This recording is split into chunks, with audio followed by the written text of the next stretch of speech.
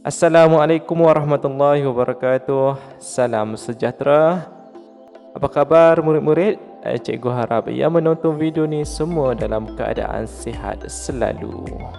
Baiklah murid-murid, untuk subjek teknologi maklumat dan komunikasi tahun 6. Kali ini kita akan belajar tajuk pembelajaran 2.8 iaitu menyediakan algoritma pseudocode dan carta alir.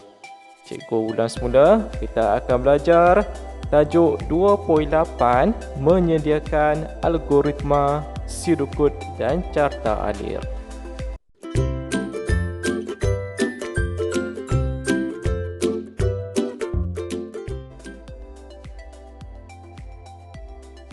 Murid-murid, kita telah sampai tajuk yang terakhir di unit 2 iaitu algoritma pseudocode dan carta alir. Tajuk 2.8 ni merupakan tajuk yang terakhir untuk unit yang 2. Murid-murid bolehlah merujuk buku teks muka surat 42 dan 43. Jadi jika tiada buku teks, sila download buku teks digital di ruang description video ini.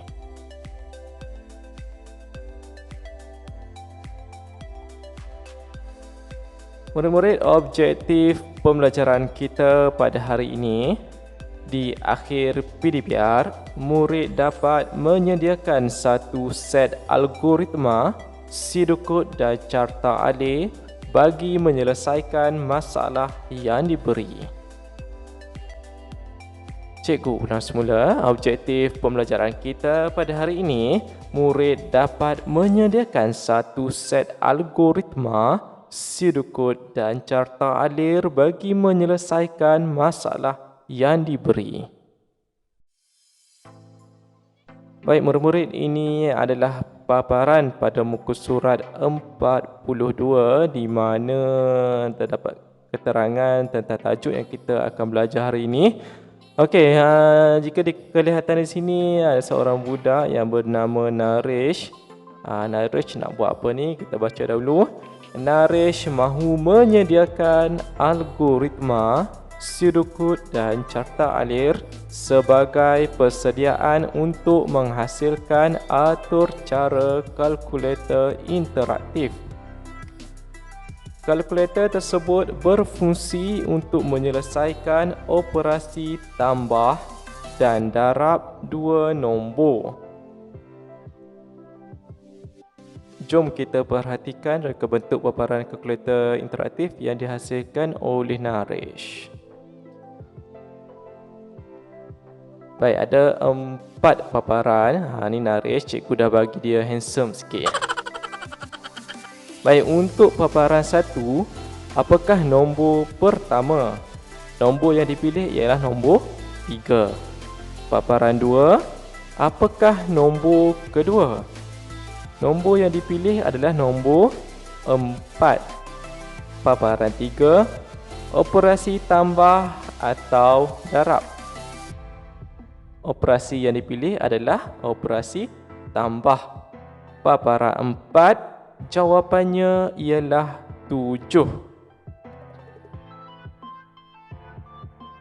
Baik murid-murid, proses penyediaan atur cara komputer bermula dengan penyediaan algoritma berdasarkan situasi.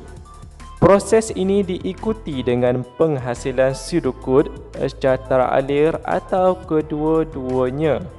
Pseudocode dan carta alir yang jelas dan lengkap dapat membantu penghasilan kod atau cara.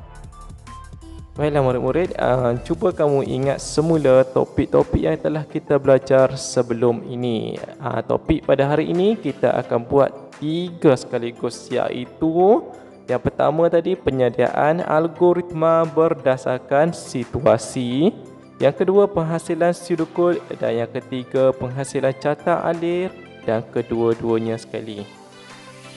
Baik, yang pertama kita mulakan dulu dengan algoritma. Penyediaan algoritma berdasarkan situasi. Jadi Naresh tadi nak menghasilkan apa murid-murid? Menghasilkan kalkulator interaktif. Baik, kita baca dahulu algoritma ini. Masukkan nombor pertama masukkan nombor kedua, pilih jenis operasi. Jika operasi tambah dipilih, maka jumlahkan nombor pertama dan nombor kedua. Jika operasi darab dipilih, maka darablah nombor pertama dan nombor kedua. Papar hasil tambah atau hasil darab. Baik, seterusnya kita akan lihat pseudocode. Pseudocode untuk kalkulator interaktif ni. Murid-murid, pseudocode yang pertama perlu letak mula ni, mula dan diakhiri dengan tamat. Wajib letak ni perkataan ni, mula dan tamat. Okey, kita baca pseudocode ni. Mula, input nombor pertama, input nombor kedua, input operasi. Jika operasi sama dengan tambah, maka hasil sama dengan nombor pertama tambah nombor kedua. Jika operasi sama dengan darab, maka hasil nombor pertama darab nombor kedua. Papar hasil tamat. Okey, dan yang terakhir kita akan hasilkan carta alir. Carta alir, ingatlah kita simbol-simbol yang digunakan dalam carta alir ni. Baik, sama juga dengan pseudocode, kita mulakan dengan mula dan diakhiri dengan perkataan tamat. Cuma bezanya dia dah diletakkan simbol-simbol.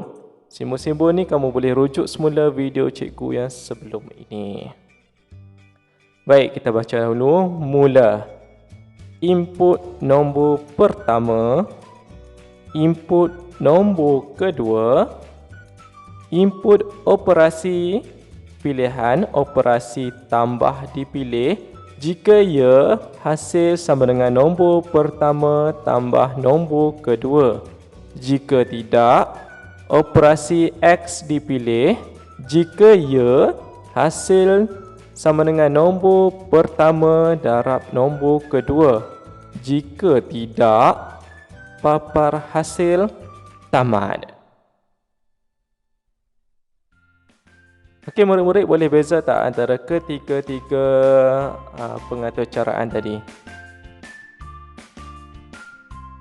Baik murid-murid, jika kamu tidak faham, ya memang tidak faham kalau kamu tengok video ini sahaja.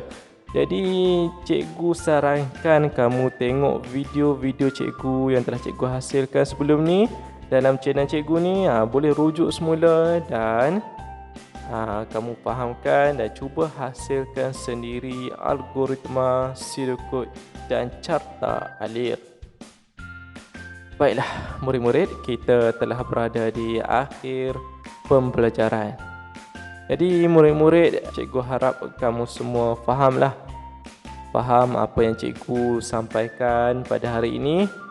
Dan kalau tak faham, boleh tanya cikgu melalui WhatsApp cikgu. Boleh tanya apa benda yang kamu tidak faham. Cikgu akan cuba terangkan sedaya mampu. Murid-murid, sekian sahaja PDPR kita hari ini.